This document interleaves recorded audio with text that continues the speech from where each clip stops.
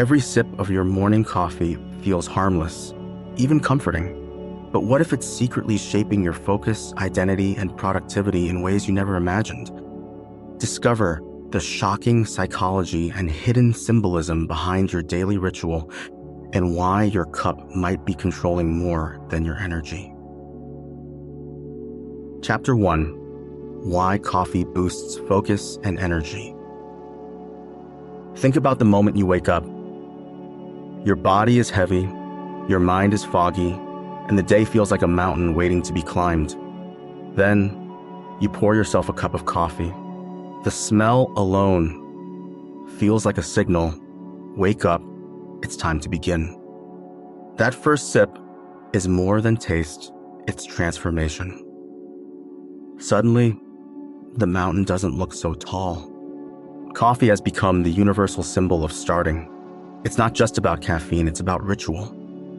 The act of holding a warm cup, hearing the drip of the machine, or watching steam rise is a sensory reminder that focus is coming.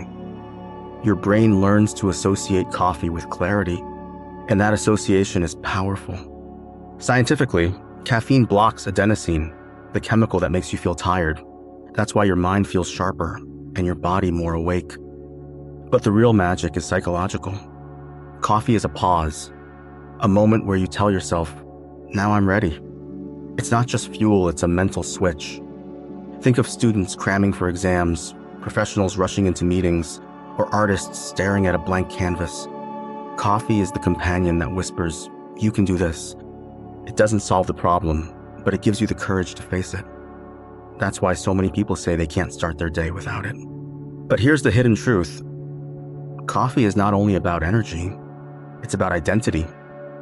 The way you drink it, black, sweet, foamy, instant, becomes part of who you are. It's a small choice that feels personal, and those choices build the rhythm of your day. Imagine the office worker who won't speak until their first cup, or the student who makes a ritual of brewing coffee before opening a textbook, or the creative who finds inspiration in the quiet moment of sipping. Coffee is the silent partner in all these stories. And yet, there's something darker beneath the surface. Coffee doesn't just boost energy, it creates dependence. The more you rely on it, the more your body expects it. That's why skipping your morning cup feels like punishment. Headaches, irritability, sluggishness. It's the body reminding you that the ritual has become a necessity. Still, people embrace it. Why? Because the benefits outweigh the drawbacks. Coffee is the bridge between sleep and productivity, between hesitation and action. It's the spark that lights the fire. And in a world obsessed with efficiency, that spark is priceless. Think about how many conversations begin with coffee. Meetings, dates, brainstorming sessions, they all start with a cup. It's not just a drink, it's a social signal. Sharing coffee means sharing focus, sharing readiness. It's a way of saying, let's do this together. Even alone, coffee feels communal. You know millions of people are doing the same thing at the same time, lifting a cup, chasing clarity. That invisible connection makes the ritual even stronger. Now pause for a moment. If you're watching this, chances are you've already had coffee today, or you're planning to. Ask yourself, did you drink it for energy or for ritual? Did you need the caffeine or did you need the moment? That question is the beginning of understanding the silent power coffee holds over productivity.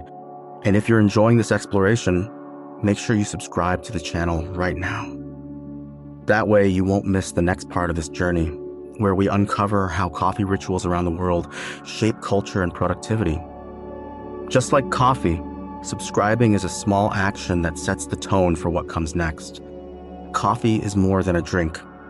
It's a symbol, a habit, a silent motivator. It boosts focus, yes, but it also builds identity. It's the invisible hand guiding millions of mornings, shaping the way we work, study, and create. And once you see it clearly, you'll never look at your cup the same way again. Chapter 2: Coffee Rituals Around the World, Culture Meets Productivity. Coffee is more than a drink. It's a ritual, a rhythm, a cultural heartbeat. Across the world, people prepare and consume coffee in ways that reveal not only taste preferences, but also deep connections to productivity, community, and identity. Each tradition carries its own meaning, and together they show how coffee has become a universal symbol of focus and energy. In Italy, the espresso is king. It's quick, strong, and consumed standing at a bar before rushing off to work. The ritual is short but intense, mirroring the fast pace of Italian urban life. That tiny cup delivers a burst of energy, a concentrated moment of clarity. For many Italians, productivity begins with that shot of espresso, a reminder that sometimes the smallest rituals carry the greatest power. Travel east to Turkey, and coffee takes on a slower, more ceremonial form. Turkish coffee is brewed in a sezve, thick and rich, often accompanied by conversation. It's not about rushing, it's about savoring. Yet even here, productivity is woven into the ritual. The pause allows people to reset, to gather thoughts before continuing with their day. The act of slowing down paradoxically creates space for sharper focus later. In Japan, coffee culture blends tradition with modernity. Kasaten cafes, with their quiet atmosphere and meticulous brewing methods, turn coffee into an art form. Every detail matters: the grind, the pour, the temperature. This precision reflects a cultural value of discipline and mindfulness.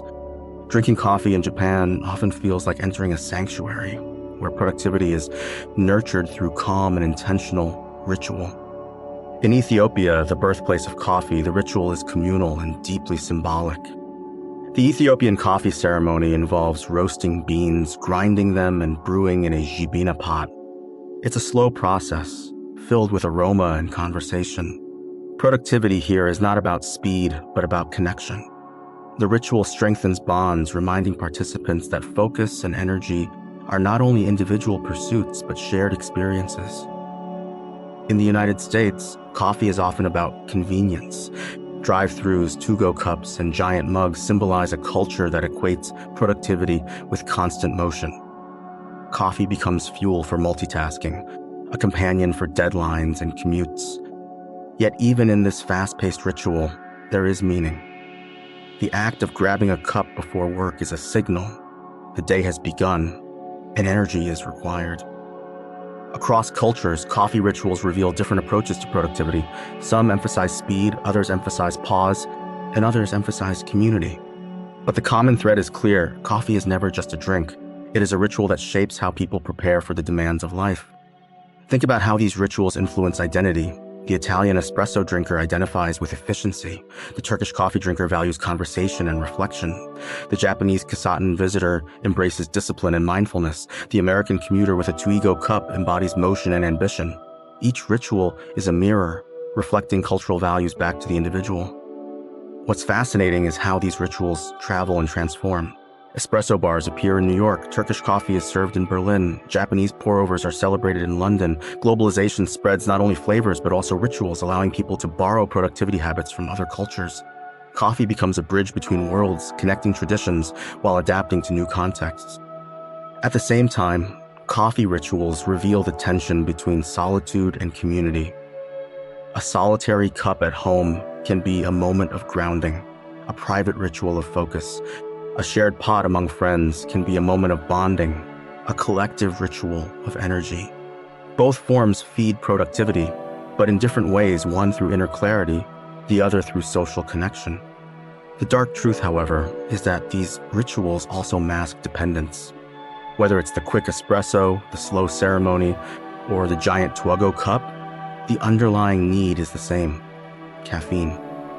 Productivity becomes tied to the ritual, and without it, the day feels incomplete. This dependence is universal, crossing cultures and traditions. Coffee is celebrated, but it also quietly controls. Yet perhaps that is why coffee rituals endure. They are not only about caffeine, but about meaning. They give shape to mornings, structure to workdays, and rhythm to lives. They remind us that productivity is not only about output, but about ritual, about the small acts that prepare us to face the world. Coffee rituals around the world show us that productivity is cultural, psychological, and symbolic. Whether fast or slow, solitary or communal, coffee is the silent partner in human focus. It is the ritual that unites billions of people, each cup carrying not only energy but also identity. And once you see the cultural layers behind your own coffee habit, you begin to understand that your ritual is part of a much larger story. Chapter 3, From Habit to Symbol: What Your Coffee Says About You. Coffee begins as a habit. You wake up, you brew, you sip. It feels automatic, almost invisible. But habits are never just actions. They are symbols. The way you drink coffee, the time you choose, the style you prefer, all of it says something about who you are and how you move through the world. Take the person who drinks their coffee black. No sugar, no milk, no foam. This choice often reflects a desire for simplicity, efficiency, and control. Black coffee is direct, no distractions, no embellishments. It mirrors a personality that values clarity and strength. For them, coffee is not indulgence, it is discipline. Now think of the latte drinker. Smooth, creamy, comforting. A latte is less about the caffeine punch and more about the experience. It suggests someone who values balance, who seeks warmth and softness in the midst of a busy day. The latte becomes a symbol of self-care, a reminder that productivity doesn't have to be harsh. The cappuccino, with its frothy top and bold flavor, often appeals to those who enjoy a touch of drama. It's a drink that feels stylish, almost theatrical. Choosing cappuccino can reflect a personality that embraces flair, someone who wants their ritual to carry a sense of occasion. Coffee here is not just fuel, it's performance. Then there's the iced coffee crowd. Cold, refreshing, often carried in plastic cups with straws. This choice speaks to adaptability, to people who want energy on the go, no matter the season. Iced coffee is practical, but also playful, a symbol of flexibility in a fast-moving world. Each style of coffee becomes a mirror. It reflects not only taste, but identity. And beyond the drink itself, the ritual carries meaning. Brewing at home suggests independence and control. Buying from a cafe signals connection to community or a love of atmosphere. Grabbing coffee on the run shows urgency, ambition, and constant motion. Coffee is also a boundary. It marks the line between rest and work, between private and public. That first sip in the morning is a signal. The day has begun. The pause for coffee during work is a reminder. Take a breath, reset, continue. These boundaries are subtle but powerful. They shape the rhythm of productivity, giving structure to time. Psychologically, rituals like coffee drinking anchor us. They provide stability in a world that often feels chaotic. The act of repeating the same steps, grinding beans, pouring water, stirring sugar, creates a sense of control. Even when everything else feels uncertain, the ritual remains. That stability is why coffee becomes more than habit, it becomes symbol. But symbols carry shadows. Coffee can symbolize focus and energy, but it can also symbolize dependence. The person who cannot function without their cup reveals how deeply the ritual has taken hold. Productivity becomes tied to caffeine, identity becomes tied to the drink. The symbol is both empowering and limiting. At the same time, coffee can symbolize transformation. Think of the moment before coffee: tired eyes, heavy body, slow thoughts. Then think of the moment after: alertness, movement, clarity. Coffee becomes the bridge between two states, the ritual that transforms hesitation into action. That transformation is why coffee feels magical, even though it is grounded in chemistry and habit. Coffee also symbolizes connection. Sharing a cup with someone is more than sharing a drink. It's sharing focus, sharing readiness. It's a way of saying, we are in this together. The ritual becomes social glue, binding people through a shared symbol of productivity. And yet, coffee can symbolize solitude. The quiet moment alone with a cup, the pause before the day begins, the reflection during a break, these are deeply personal acts. Coffee becomes a companion, a silent witness to thoughts and emotions. In solitude, the ritual is not about energy, but about grounding. What your coffee says about you is not fixed. It changes with context, with mood, with life stage. The student's late-night coffee is different from the professional's morning espresso, which is different from the retiree's leisurely cappuccino. Each cup reflects a moment, a need, a self. In the end, coffee is both habit and symbol.